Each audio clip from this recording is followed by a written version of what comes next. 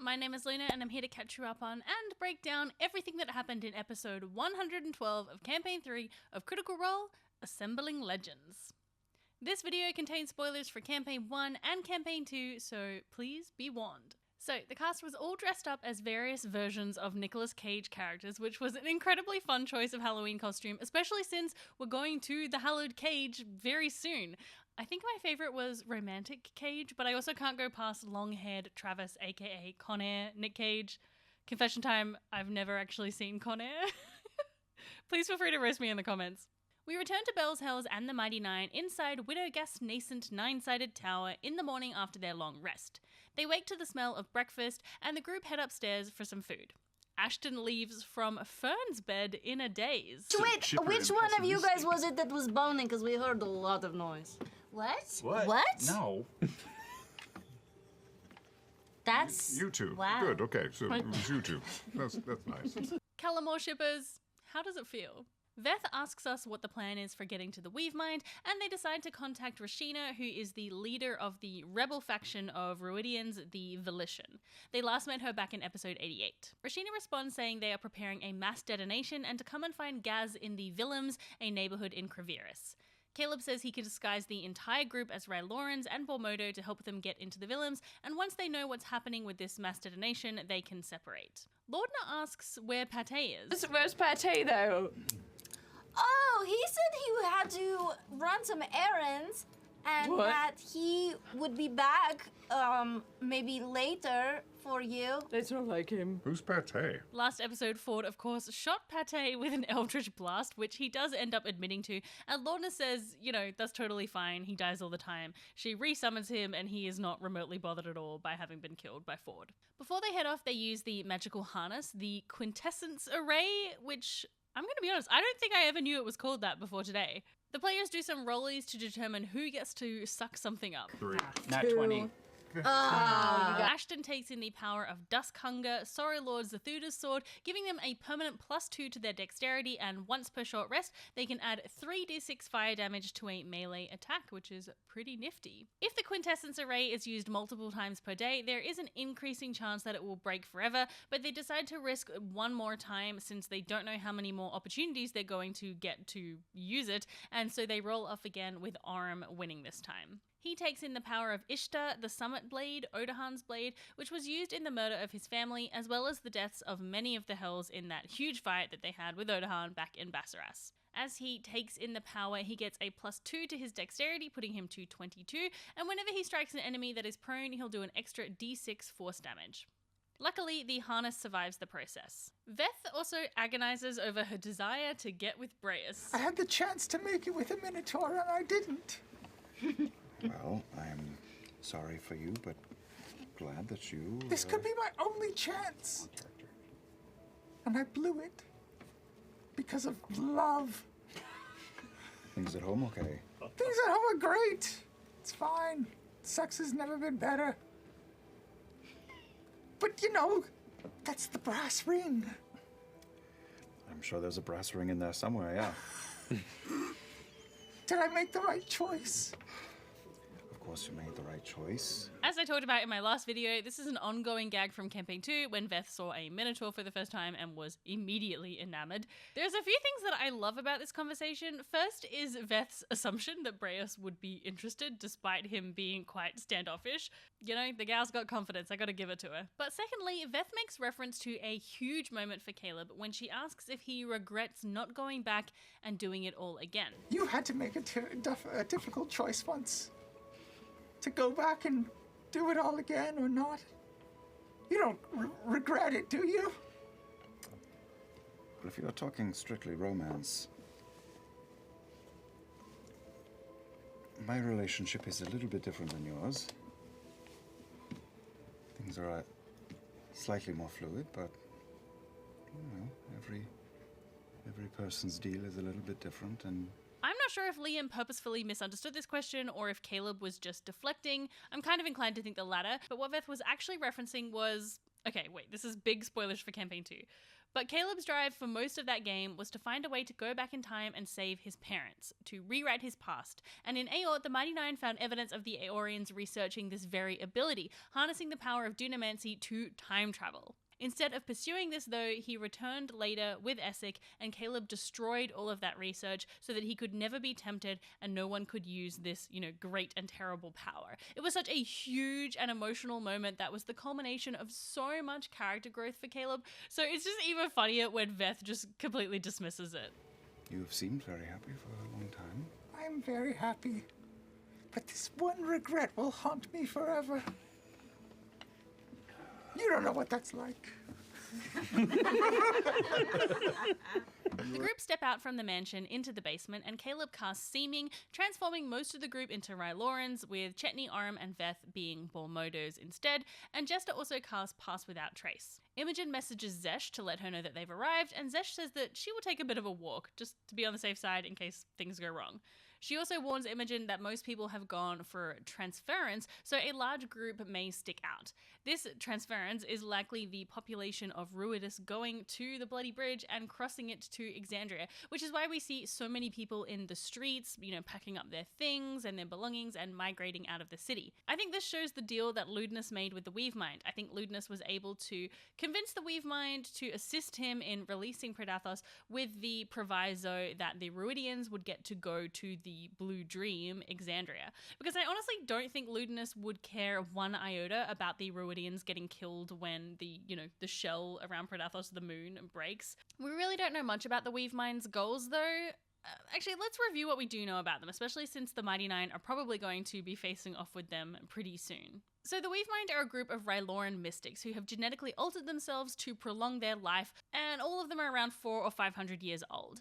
Before they came into power, Ruidus apparently had very prosperous societies, but slowly they subjugated the population and got control, and they began genetic and psychic bioengineering to fundamentally alter the forms of the Rylorans. They appear to be deeply connected to Predathos as they have control over the flares of the moon and are said to be a conduit to Predathos. We know that they have also this power that can reach even Exandria, as they admitted or shared that it was them who had forced Chetney to transform that time when Ruidus was in the sky, so they clearly have very large and expansive powers. They've forbidden speaking the name Predathos by the Ruidus population because it said that doing so could wake Predathos, an event which would result in everyone being transported to Exandria, which is obviously what's happening now.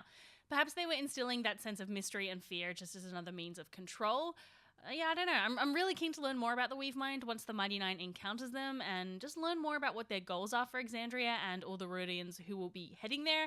Is it just going to be world domination on Exandria? And on that note, what kind of decisions are going to be made about the Ruidians who want to go to Exandria? As Bell's Hells have said, they're happy for Ruidians to live on Exandria, but, it will likely drastically change the social structure, and if there's a sudden influx of an alien population. I've theorized that Campaign 4 will be set far in the future of Exandria, so maybe we'll see how things shake out. I'm going to talk more about that speculation in a video coming out next week. Bell's Hells leads the Mighty Nine through the surface streets of Craveris as the wind picks up, because there's a storm on the horizon. They see the residents of the city packing their things and preparing to leave Ruidus, along with an increased guard presence. As they move through, Orym notices a shrine to Exandria surrounded by Exandrian items, as well as lush trees and grass that really stand out from the rest of the dusty landscape. Orym wants to take a look because he thinks Plane Rider Rin's stone form, her statue, might be here, and he is right! The mystery of where she went that has been plaguing us for 60 episodes is solved. The group are then faced with the task of getting her out. Caduceus says he will be able to unpetrify her, but they need to make a distraction of some kind first. So Ford casts Major Illusion to create the form of a giant red tornado, and then he casts Marine Layer to create some obscuring fog. Jester casts some gusts of wind, and Dorian casts Thunderclap and Warding Wind to kind of add to the illusion. People start moving away in a panic, and Caduceus and Ford move to the statue. Caduceus casts Greater Restoration on Rin, and they try and quickly drag her away, but understandably she is panicked and trying to get away, and it's not helped by the fact that where her arm was broken off by FCG, there is now a bleeding wound. Caduceus casts Cure Wounds and tells her that they're here to help, but given their Ryloran disguise, she casts Dimension Door and disappears. Imogen sends her a message. A bit disoriented, but appreciate the assist, I suppose. I don't know how long I was gone. I'm in some sort of dark chamber. The group trusts that Rin will be able to find her way to safety and continue on their way. They find themselves at the tunnels in the dust pit delta that they used to escape the first time they were here on Ruidus, but they are all sealed up, so Jester transforms into a dire mole and digs out the barricade before turning back into herself. They take the tunnel into the Volition's pass house, and from here can look out over the underground city, with the Mighty Nine and Dorian seeing it for the first time. This vast underground city lit by a teal glowing glass and of course the massive crystal column, the prime pillar which houses the Weave Mind. Imogen messages Gaz asking where they can meet, and he directs them to a fork-shaped tower. Ford casts a gate spell so that they can get down from this pass house to the city streets below, and they make their way to the tower where they meet Gaz, who leads them inside. Orem asks what the messaging has been to the people to make them leave, but Gaz says he doesn't know because... Like you to them, but I'm a little broken in the brain these days. What do you mean? Did that happen after the last attack? Yeah, your Rom kind of cleared me out. I'm sorry about that. No, be fair. Kind of batting above my belt, you know what I mean? She's very powerful. Took Rashina about a good solid week to try and claw me back from the precipice. Kind of. What do you call it? We don't really have them here. Vegetables. Coma. Yeah. Oh. Yeah. Wow. I wonder if this works both ways. You know, if Gaz can't psychically hear people, if they can't hear him. We know that he did get Imogen's message, so that part works, but I'm curious if this could be, you know, some benefit to Gaz if it protects his thoughts from others. His injury was kind of played off as a bit of comedy, I think mainly because of Matt's Patrick Warburton imitation, which is just really hilarious, but it's honestly pretty sad. I desperately want a happy ending for Gaz. Gaz tells them the Volition are planning a mass detonation in the side of the Prime Pillar in the next day or so, and Bo says, you know, maybe they should move that timeline up to match with the Mighty Nine's assault on the Weave Mind, and Gaz relays this information to Rashina before returning to the group. Jester gives Gaz a cookie. And coordinate an attack, but we all need to be on the same timetable. Yeah, that's never had a cookie. This is going to be a second. I think we may have just lost him for a minute. What? Sugar. Miracle have you bestowed upon me? Yeah, that's pretty amazing, right? I'm so happy we get to see Gaz. The group decide now is the time to separate, with the Mighty Nine staying in this safe house before beginning their assault on the Weave Mind, and Bell's Hells descending further to find the hallowed cage. Imogen and Jester message Allura telling her it's time for Vox Machina and Exandria's forces to begin their assault on the fortress surrounding the Malleus Key, and oh my god, the stress and anxiety I felt in my body as they were doing this. You know, it's really all happening now. It feels like it's going to be over really soon. It just feels like we don't have that much time. But I don't know. I remember feeling this way as well in the lead up to episode 50. So maybe we still have a while to go. Who knows? I don't know. I'm going to talk about it more next week in my video. So they go to a break, and when they come back, we rewind time to join Keyleth, Grog, Pike, and Vex in tracking down the other members of Vox Machina. We start with Keyleth, and we get our first glimpse at some new character art by Galactic Jonah. I really loved all the pieces. There are so many fun little details in there. Very nice. Keyleth goes to see Vex and tells her it's time to get the gang back together. The two of them both look forward to a chance to adventure again, and Vex assures Keyleth that they'll get Vax out of the orb. Vex asks Keyleth what it was like seeing him again. How did he look? Did he look the same? Did he look older? No. He looked the same as that day that he walked through that portal. A little, maybe more, you know, matronly, I guess. But he always looked good in black. I know.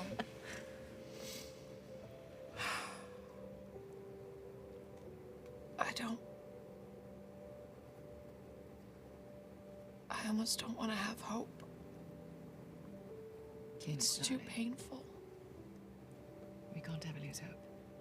For some context for people who haven't seen Campaign 1, again, big spoilers, but at the end of the campaign, after defeating the final boss, Vax had to leave Exandria to become the Matron's champion, leaving behind his friends, his twin sister Vex, and his lover Keyleth. It was extremely sad. The two head to the cluttered cloister to find Grog and Pike. Now, what are you two up to inside? Bunch of bottles of beer on the wall. Bunch of bottles of beer. Take one down, pass it around. Judging a bottle of beer on the wall. Woo!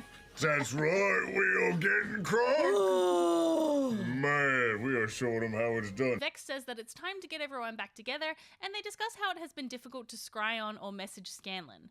Keyleth asks if Pike and Scanlan are on good terms since they are on their third divorce now. And yes, this is a fun bit of their story that was published in Tal'Dorei Reborn. It says that following the events of Campaign 1, the two got married and had 2 children who they raised in Western before they mutually agreed to separate.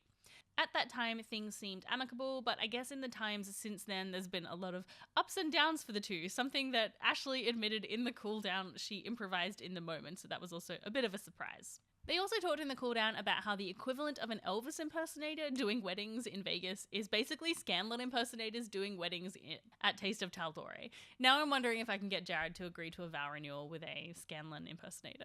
I doubt it. I was a bit sad that we didn't get to see or hear about their kids in this reunion. Tal'Dorei Reborn says that both of those kids are off at school, one in seminary and the other at Whitehall Academy, but it would have been nice to get a similar scene as the one we get later with the DeRollo kids. Maybe someday we'll see something like that.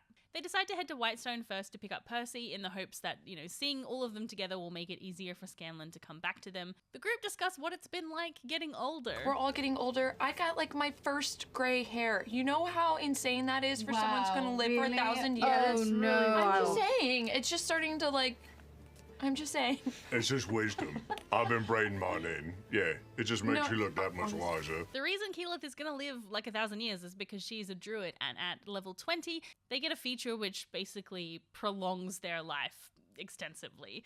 It's been kind of a big part of Keyleth's character, how she's sort of trying to come to terms with the fact that she's going to live well beyond all of her friends in Vox Machina and, what that's going to be like. They also decide to bring along Sokonos, the leader of the Fire Ashari, a character previously played by Matt as an NPC, but this time he is played by Robbie.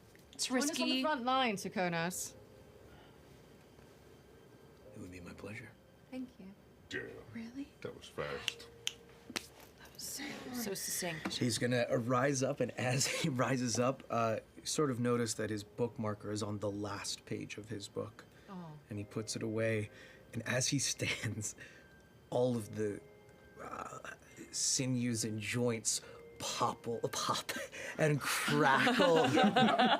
But it doesn't sound brittle, it just sounds sharp, and it snaps into pieces. Sitting there. This tome is 437 pages. You're so close to the end. Yeah. Don't you want to finish it? I'll save it. All right. The group teleport to Whitestone via the Sun Tree. Before we leave it, Keyleth just turns around and goes, "Good morning, Suntree." Good to see you, Kiki. Come on. And walking through Whitestone, they can smell the scents of freshly baked goods from the Slayer's Cake, which is a bakery that Vex, Keyleth Tarian, and Pike started, but is now mostly managed by Pike. They bump into Vex's daughter, Vesper, who is heading out for a morning hunt. In Tal'Dorei Reborn, Vesper had long white hair, but I don't know, she must have had a change of look because she was described as having short, dark hair this time round. And I don't know, I love the idea of there being a salon in Whitestone. They head into Whitestone Castle to find Percy, seeing another of their children, Gwendolyn, on the way. Gwendolyn is a tiefling child due to Percy's pact with a devil called Ipkesh in Campaign 1. They find Percy in his office and they talk about how they can find Scanlan, with Sokonos saying that Scanlan was always his favourite. Oh, for fuck's sake. He was always my favorite. Oh. He was your favorite. Never met him, have you? Yeah, well, no. I remember him being very funny. He was. Yeah. Always with the sexual joke. Yeah. I love a good sexual joke. Yeah. I do. Good to know. I thoroughly enjoyed Robbie's portrayal of Sokonos. I'm so excited to see more of it. Just that deadpan humor. So good. Percy knows that Scanlan headed to Wildmount with Dr. Dranzel's spectacular travelling troupe, which is the band that Scanlan started out in his backstory, and is also a band that his daughter Kaylee is in as well.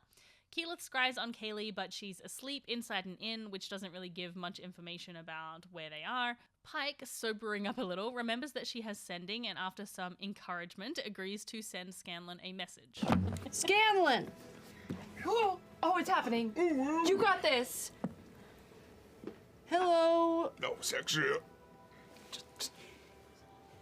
It's Pike. Go dial it back. I had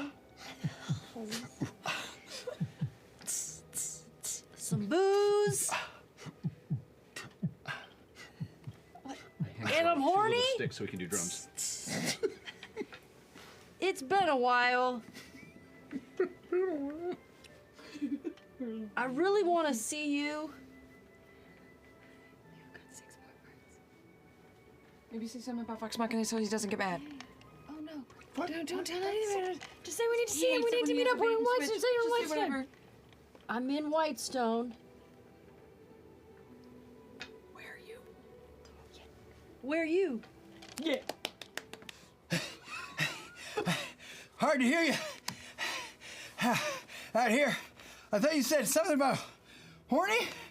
What? I'm in Wildmount. Hope you're okay. Come visit or whatever. Hi.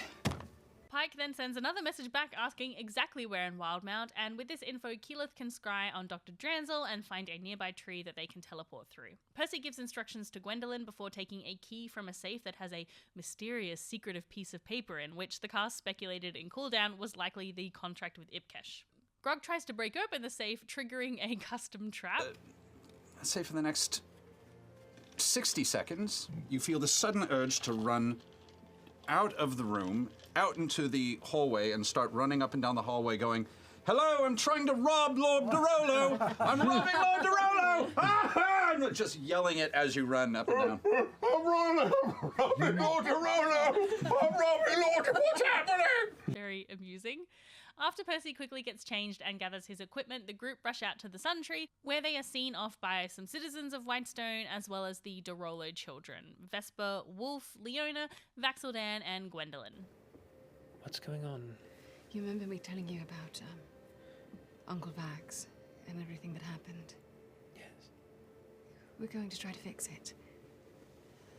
And at this point, like, Vaxildan in the second kind of, his smarmy attitude drops. He starts listening in intently. They both the twins holding your hands. That's wonderful. Yeah. He can't stay trapped. It's dangerous where we're going, but we've survived many times, and we are strong, and you're strong despite us. The land is yours for now. We expect you to be our best selves, and we will return. Take care of Whitestone. And I whisper in Leona's ear, keep your eyes on Gwen. Do not let her follow. Ugh, Vex and Percy better survive this fight, or I'm handing in my critter card. They arrive in Jor House in Wildmount, where they meet up with Scanlan and his troop, the Silver Saddles. And as you can see in the sort of the pale moonlight, you see Scanlan. Long hair past his shoulders. Oh my. Oh. A long beard, bushy, scraggly. Salt and pepper hair. Leather jacket, black with purple piping and stuff. Little symbol emblazoned on the chest. But the thing that is most jarring about his appearance is that he's a centaur. What? He has purple fur. He's got packs sort of tied around his body. You're actually centaurs, or are you just fucking with us? What on earth We're are all you centaurs. wearing? What happened to your body? Oh, sorry. Me and the boys, we're on a road trip, and we figured this was the best way to travel. I am so annoyed at myself because I accidentally spoiled this reveal for myself, because as soon as I saw that Keyleth had new character art, I was like, ooh, I'm gonna go check out, where the art is. And I Googled so I could find a link to it so I could include the pictures in this video. And of course I saw this ridiculous centaur art. Yeah, it was very confusing at first. I was like, what am I looking at? Scanlan is also accompanied by other centaurs and other NPCs we've met in the past, such as Dr. Dranzel, the leader of the band, Kent Plucker, the lute player, Lionel Gayhart, a member of the Darrington Brigade, and maybe True Polymorph Duck. Lionel was originally played by John Heder. They're also accompanied by a dwarven woman centaur called Keg, another guest character who was played by Ashley Birch. Her and Bo have history, so I'm hoping that the two will get to bump into one another at some point. Juicy. Scanlan says that they are on a road trip and he thought that this was the best way to travel, so he transformed all of them using True Polymorph. He says that they've been traveling for ages all along the Menagerie Coast and through Wildmount. This was so freaking funny to me. And yeah, when you're like a level 20 character, you can use your 9th level spells for dumb shit like this. I always enjoy how Sam manages to take such silly character decisions, but use them to really tell something true and meaningful about the character's state of mind. Okay, well sometimes he does just make silly character decisions for the sake of it, but this one felt like it really had some depth, you know, despite seeming like pure trolling. Percy tells Scanlan they're getting the band back together to deal with the Ruidus situation, but Scanlan has no idea what they're talking about because he's basically been off-grid and living it up on this road trip. They try and explain a bit about Vax and Keela's almost dying, but Scanlan is really not keen. I mean, if it's important, sure. It's just... Yeah, but if you're happy this is my, like, I've been planning this thing for months, and we tried to get across all of Wildmount and all of the dynasty. Yeah, go party in Bazazan. Go! Nonsense. Pike, come on, I mean... What? What? Go! You're mad at me? I'm not mad at you. I just didn't know what to do, you know, after we broke up again, and I was trying to, like, find myself again, or find my spirit. You said I didn't have a spirit. I was trying to find my spirit. Scanlan says he thought that going on a trip could be a way to find a purpose. However, he agrees that helping save Vax could be that purpose, so he does again join Vox Machina. This was one of my favorite episodes, I think. You know, we didn't see a huge amount of action, but it felt like we just kind of got a bit of everything, and I'm really loving seeing all of these different characters interacting and making things happen in the world. You know, hats off to the cast because they juggled so many characters this episode, and the transitions were like pretty seamless. This assembling of legends certainly feels like an Infinity War situation, and I think the finale is going to be pretty spectacular whenever we get there. And on that note, make sure you are subscribed so you can check out my video coming out next week where I kind of speculate about what we might see in Campaign 4, what the future of Critical Role is a bit, and like what your opinions are about that. And in the meantime, why not check out my reaction to Season 3 of Legend of Vox Machina with my wonderful husband Jared right here. Bye! Oh, and happy Halloween. Who would say no to you? Nobody, Pike. You lay it on, anybody would say yes. Would you say yes? No. See? See? I don't have it anymore. It's gone. What I had, it left. I don't have it.